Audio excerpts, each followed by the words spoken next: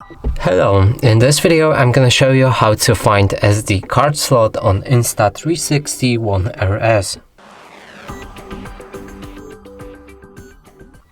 So in order to do this, let's take a look on the right side of the camera, and here's that opening. So you can do it right now. Simply click on this button by pulling it downwards like this, and you should open this hatch. But the easier way to do it is to simply open the case of the camera, remove it from the case,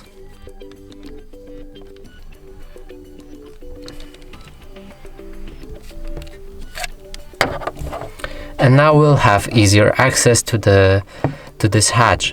So simply open it like that, and here you can find the SD card slot right under the USB-C with which you can charge this camera. And that's it for this video. Hope you like it. Please consider subscribing to our channel, leave a like and a comment below.